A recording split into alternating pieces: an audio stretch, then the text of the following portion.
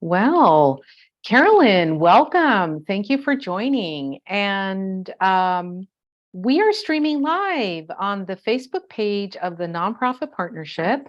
So if you are, in fact, watching us live, we want to welcome you. My name is Carolina Quesada. I'm with the Nonprofit Partnership, as you know, welcoming you to another interview in our series that we call Our Stories, Our Time. And in this series, we are interviewing nonprofit leaders to understand, how organizations are navigating current times, how they're learning more about their wins, learning more about the challenges that they have, and really overall, just getting to know more about the story of each organization and really the leader behind the organization. So before I introduce our guests today, the Nonprofit Partnership wishes to thank the Port of Long Beach for their generous support of this series. So thank you so much for the support. With that, and without further ado, I would love to introduce Carolyn Bell, who is the Executive Director of the Long Beach Bar Foundation. Carolyn, what a privilege. Thank you, Carolina. It's a privilege to be here. Thank you for having me. Love this opportunity to talk more with you and get to know more about you. Okay. So let's actually start there. Let's start by getting to know more about you, more about your history and your background. Well, I'm a native of Long Beach, so I love the city. I come from a large family of 7 girls and 3 boys, and so we have a big history in the city of Long Beach. We've been here since we were all born pretty much here, and we all live pretty much in the neighborhood. I went to Franklin Junior High School and Poly High School, and I've been working with young people in a mentoring capacity since junior high school. I started with the summer program and just found a love for working with young people and helping them navigate through school and understanding the importance of living proper and trying to do the best that they could do and become the best that they could become. So that's kind of been my history, and I enjoy working with young people. So and a pillar of who you are, right? I think yes, in many ways kind of describes that passion set, what motivates and drives you. It's nice to know that this has been important to you since you were young, pretty young. yes, summer youth employment, working with the summer programs throughout the city. And then I went away to college at the University of Laverne, where I graduated with a business degree. My dad was a self-employed contractor, and he said he wanted us to come back and help him run the business. And so I chose to get a business degree and came back and did the best I could. And then decided that I wanted to be in human services, where I was actually working with and mentoring young people. And I just continued that by finding out about the Long Beach Bar Foundation through my sister. And then I met Christina Winting at the time. And after getting married and then having 2 children, I decided to go back to work part-time. And that's how I got started with the Long Beach Bar Foundation Shortstop program. I've been there for over 25 years. I started part-time as a program coordinator and then worked my way up to the executive director position. Wow, that's So great. I've been there a while. Yeah, and I think that yours is one of those stories where when there's consistency, in leadership or consistency in who's holding down the fort with the programs and understanding the families and the youth that are being served, it only benefits, I think, as well, the kind of impact that the organization has. But how refreshing to know that a lot of those roots, again, kind of come back to Long Beach and the community and your own experience as a youth, and kind of, I think, a lot of what you saw growing up and how early on, I think you developed a really strong set of values around youth development, mentoring, working with young people. Yes, I have. Even in working with Shortstop, it's just been great because having a family and living close and wanting to work within the neighborhood that you grew up in, it's been a pleasure to even watch myself mature and grow up in the agency. Because like I said, I started as a part-time program coordinator, and then I wanted to be the executive director. Well, I didn't have grant writing experience, and I never thought that that would happen unless I went Mhm. away to school or do something special. And it just so happens that all I had to do was have the desire and work hard and want the position, and took some classes and became the executive director. And we've been continuing to prosper ever since. We've developed additional programs since I've been on board, and we've brought in more funding since I've been on board, and Wonderful. we've gotten involved with the city more than we've ever been before, and collaborated with more outside agencies than ever before. So we are continuing to grow and staying current and just trying to be there for young people. Yeah, absolutely. So this is a great segue for us to understand then, what the foundation does. You're kind of alluding to a little bit of the evolution in your activities and your programming, but help us kind of center and understand what your programs look like. What are your main activities? Where are you spending most time on? I think a lot of us who live and work in Long Beach, like we've heard of Shortstop. I think a lot of folks are very familiar with the Shortstop program. So tell us more about your work. I hope a lot of people are familiar with the Shortstop program because we've been in existence since 1994. And it started off because of the Watts riots in Long Beach and a break off from the Orange County Bar Foundation. And the local attorneys wanted to establish something very similar in Long Beach that would help divert young people away from the juvenile justice system. So the Shortstop program is our bread and butter. It's been in existence since 1994. And what that does is it's a juvenile crime diversion and prevention program. So we serve first-time juvenile offenders between the ages of 10 and 18.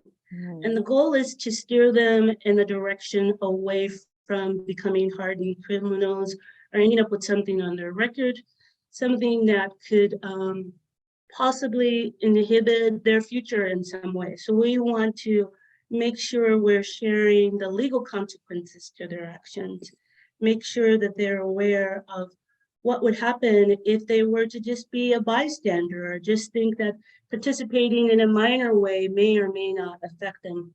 So the more information we provide them about the legal system and the consequences, the better. So that program started at the Long Beach courthouse. We were part of the court referring process. So when a kid was in trouble or referred by the police department or cited, then we would be one of the agencies that the court would refer the families to.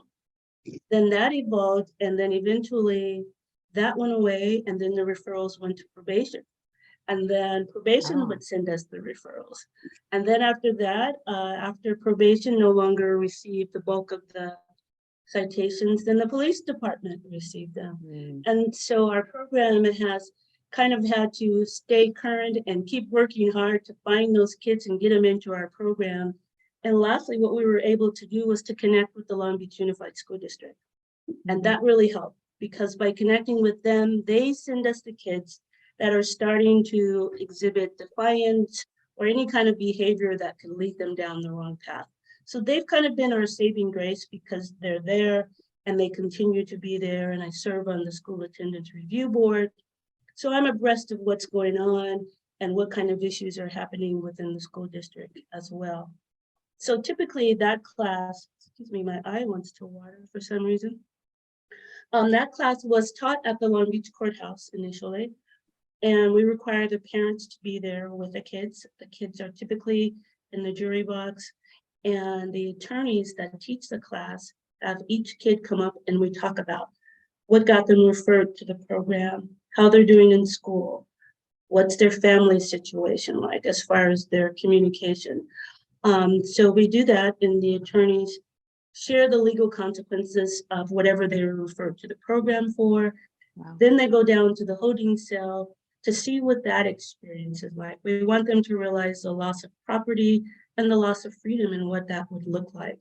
So they get that experience, as well as we have young adults come in and share their stories of how when they were young, they made poor decisions and they ended up in the system. So we share in a very calm way of making sure that they understand that incarceration is real, and making poor decisions could definitely cause you to end up with something on your record that could affect your future as far as employment and even school. So we really cover that. And then they do homework assignments. They come back the second night where we discuss the homework assignments to see if there's been any growth within their behavior and if they've completed the assignment and committed to finishing the program. That's pretty much the Short Start program. But then after that, we noticed that a lot of kids were coming in angry, and we saw the need for counseling. And parents were frustrated, and they were blaming the kids, and the kids were blaming the parents. So we developed in 2013 a family counseling program. So we added that, and then it's just nice to see families coming in and wanting to work together and being willing to work together and feeling comfortable to come to our location and sit down and share the needs of their family. So we developed the counseling program. And then after that, we started seeing so much anger. The kids were mad, the parents were really mad, and we wanted to get a handle on helping young people identify their triggers and know what to do when they're triggered, and help parents prevent kids from being triggered. Because, you know, as parents, if we don't know what to say, we can trigger a situation. Mm-hmm. So we developed our juvenile emotional management program, and that has evolved too because of COVID. We transitioned to virtual, then we are back to in person this year. So our programs have had to transition, but they continue to be important. So initially that was a parenting component. Then the kids would do a why try component, which would encourage them to excel beyond their circumstances. And then we would end with some anger management and yoga breathing and stretching techniques. And so imagine taking that and making that virtual. It was a little bit tough, but now we've brought it back to in-house, and all three programs are thriving, and there's definitely a continued need for the programs that we have. Wow. And I mean, obviously the service that you're providing, the programs that you're providing, they're really meant to address diversion. I mean, they're really meant to provide that alternative, so that young people aren't, pipelining into these systems that, quite frankly, are not helpful to them at all, right? Or establishing that unfortunate track record that many of them end up in that place. So, one of the things I was going to ask you is as you were describing the juvenile emotional management program that you're doing, did you see an uptick in that during the pandemic or after the pandemic? I know that you have certainly had to make a pivot. A lot of what you did had to go, virtual for a while. You're probably back at doing a bit of a hybrid. Maybe you can tell us about that, but also tell us about what you saw as it relates to a lot of these anger and issues and just the emotions that you were seeing. Well, it was easier to identify it pre-COVID because when you're in person, you can see it. You can see the response. You can see the attention. You can feel it. When it was virtual, it was a little harder. Just the kids would kind of shut down, and you would see the tension because all of our programs require parent participation. And if the parent said something that they didn't want the parent to say, or if the kid said something that the parent didn't want the kid to say, you can see it. And the parents would express it, and the kids would express it. They would blame their parents, and the parents would blame the kids. And so virtual, it was a little tougher to see, but actually bringing them in person, we could actually witness the defiance, kids walking away, saying, I hate you, those kinds of things. So we were actually able to see it, and that's why we developed the program. So bringing it back in person has just made a greater impact on participation. Parents are more free to talk about it. The kids don't mind talking about it in a group, and we're able to just touch on those areas a lot better than we could virtually. Wow. Well, that then is a very important component of what you're doing, is Oh, ensuring yes. that the adults in the lives of these kids Mhm. are there as well. What is some of the feedback that you've gotten, from the parents in who are participating in these programs? The parents are happy to have a voice. I think a lot of times parents are kind of left out of the conversation. And so when they come for counseling and when they come for our gym program, to sit down in a group and talk with a professional counselor, they don't want to stop talking. They love it. They're talking amongst each other, they're giving suggestions, they're giving advice, they're asking for advice. They want to do better. They want to find out what will make their situation or their family dynamics work. So it's just interesting to see parents really wanting to be involved and really wanting to make a difference. So that's for the parents. And then to see the kids grow and realize that their behavior is causing stress within the family. It's so interesting that a lot of times they just don't realize that it's not all about me. It's about the family and working together and how you're representing the family and how you're representing yourself out in the community. How do you want to represent? How do you represent your family? When I was growing up, it was all about the Kroom family. If someone saw me, they'd say, "Hey, that's a Kroom." If you were doing something wrong, people in the neighborhood, they knew you and they expected you to kind of abide by what your family represented. So we try and instill in our young people values to think about representing themselves first, their family, and the community, and being proud of all of that. So it's interesting to see that light bulb moment come on when they're like, oh yeah, I'm supposed to be representing my family, and this is how I want to represent my culture. We even take it down to, you know, as a young African American male, how do you want to represent your community? As a Hispanic young man, how do you want to represent your culture? And they start realizing, hey, I want to break the stereotypes, I want to do better, Mm. and I want to represent in a more positive way. So I think that's my biggest light bulb moment when I get to see that. Mm-hmm. And their own sense making and reflection as a result of being in your spaces, right? Mm-hmm. Um, so thank you. I think that gives us a good understanding of, shortstop Mm-hmm. and the juvenile emotional management program and the what you do, Family how counseling you as well. engage. Yes, and the Mm-hmm. counseling as well. So there's a lot of engagement then with the court systems. There's engagement with law enforcement. You've been very purposeful, and you said it earlier about really establishing a stronger relationship with the school district as well. So Mm-hmm. clearly, having these relationships at those levels, would you call it collaboration? Is it the various different ways of Absolutely. collaborating? Absolutely. When you think about the city, you have to know the resources that are out there and you have to collaborate to produce the best program possible. So if families are going into the police department saying, what can I do? And the police have nothing to refer them to, or they don't know about us, then they miss that moment.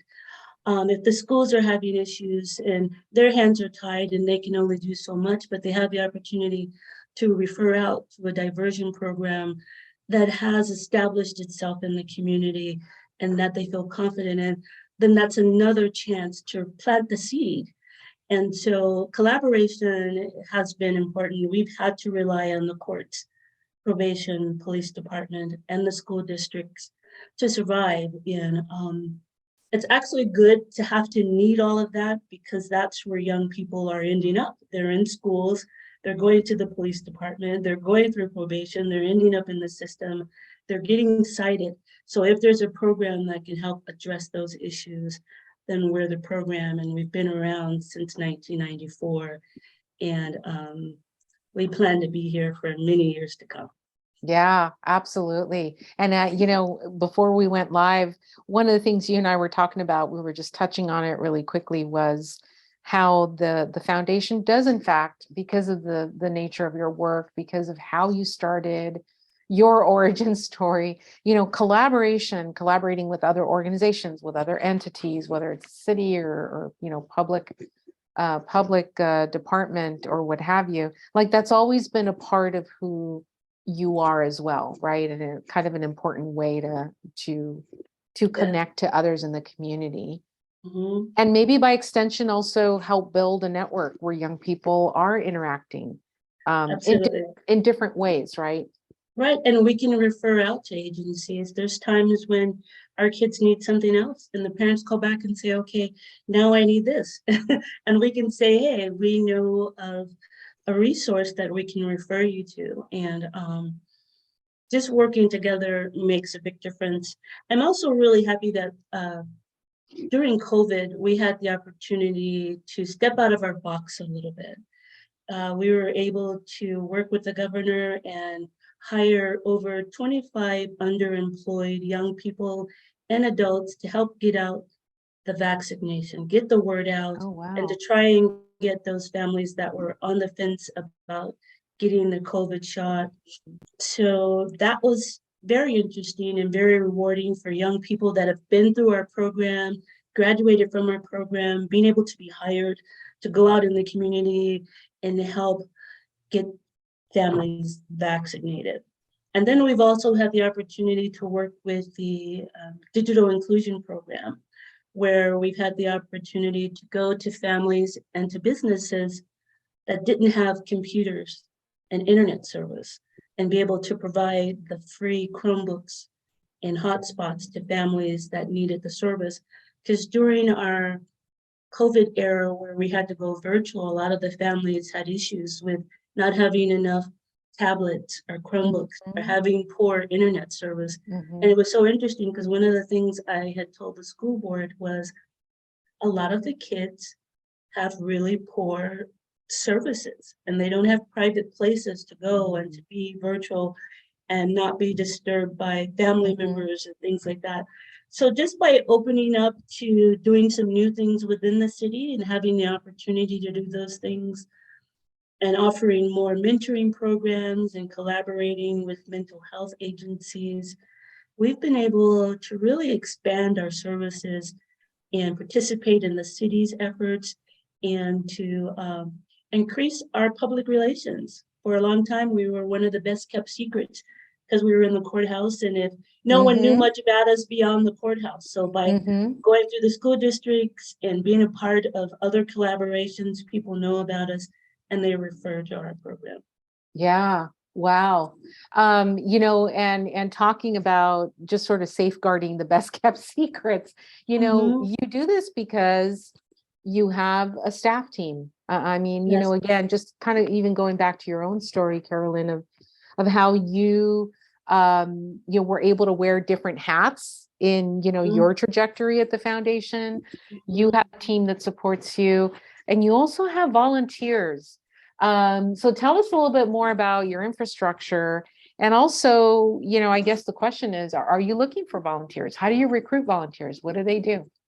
Yeah, so we typically have a board of directors that volunteer. First of all, I want to give credit to our strong board. Many of our board members have been around since the inception of the program.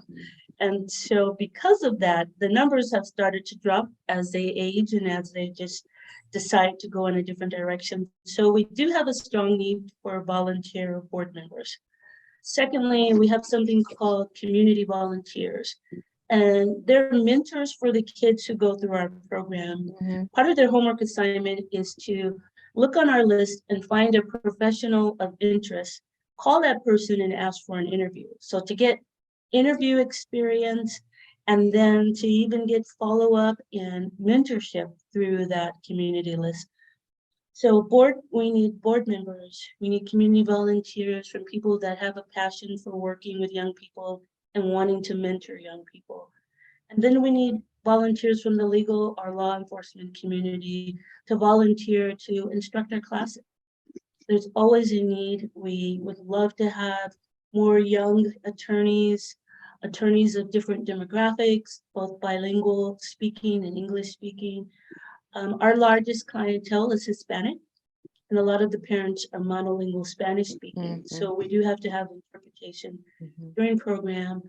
And to be honest, I don't think we have one Hispanic Spanish speaking instructor at this time. Wow. So reaching out to volunteers that will volunteer to instruct and teach the legal consequences to young people who need direction.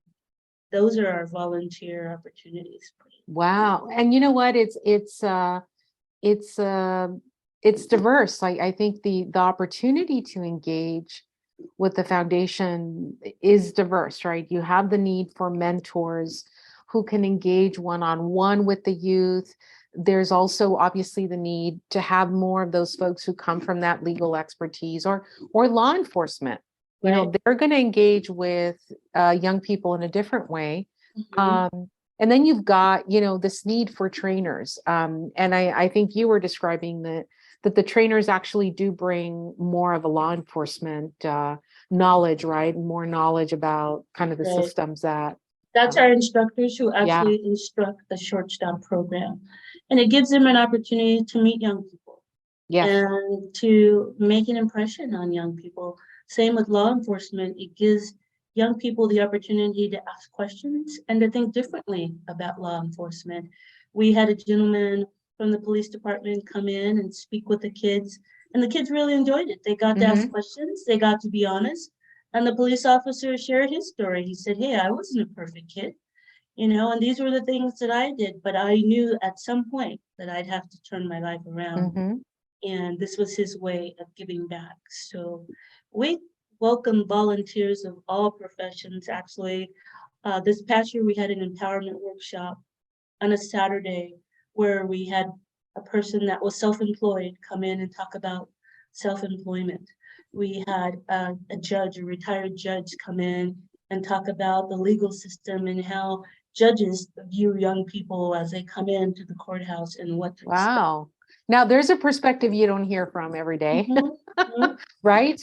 Right, but the kids need to know that. They need Right. to know how to represent themselves if they find themselves going into a courthouse, and understanding that whole process. So there are many opportunities for professionals to come to program and to share their skills and knowledge with their young people. They need to know a little bit of everything. I Right. always said when I went to college, there were so many classes, and at night when I had to study, I thought, how am I going to master all of this? I can't. But if I could get a little bit of all of it and have a little bit of all that to take away with me when I leave college, then I would be that much better. So I feel like if we can plant a lot of positive seeds within our young people, then it just gives them something to fall back on when they're in those moments of doubt and trying to decide what they should or should not do. You know, I bet there are some people watching this interview right now who would be very interested in connecting with you. What's the best way to do that? The best way to do that is to call our office. And we do have a program coordinator. She is bilingual and she will take your information. There is a application, a very short application where we just gather the information and find out why you'd like to participate in volunteering in our program. I would also encourage you to visit our website, and I'll give you both the phone number and the website in a moment, Yes. and that will give you information on what we've done in the past and what we're currently doing. There's things to read about and just to see some testimonies from young people as well on our website. And then just call in. You can ask for me, Carolyn Bell, or Maria Huerta. She's our program coordinator. And our office phone number is 562-981-7525. 562-981-7525. And our web address is www.longbeachbarfoundation.org. Visit us online, find out what we do, and then find out if we're a fit for you. And if you'd like to volunteer, we'd love to have you. Or contribute. Or Contribute contribute. to your mission. And I do have to say that your website is very informative. Mhm. So there's information in there around about, you know, the different programs. There's information there There's even a link. If you are interested in volunteering, there is a link you can visit. That website again is www.longbbeachbarfoundation.org. And the number Carolyn shared earlier is 562-981-7525. Carolyn, it's been such a pleasure having you. Time flies when you're Yes. really having fun and you're talking about something that you're passionate about. It just goes by very quickly. Any final thoughts? Carolyn, I hope you were able to ask all your questions. I tend to talk a lot, so hopefully you got all your questions answered. But if you're passionate about helping young people and steering them in the right direction, give us a call. We're planting seeds for the future, and we're hoping to make the city of Long Beach an even better place to live, work, and play. Absolutely. And you will find anybody watching this, you reach out to Carolyn. She's very collaborative. So if you yourselves are out there watching this, you're running youth programs or activities, you want to connect with her, please do so. So thank you again, Carolyn. It's been a real pleasure. Thanks, Carolina.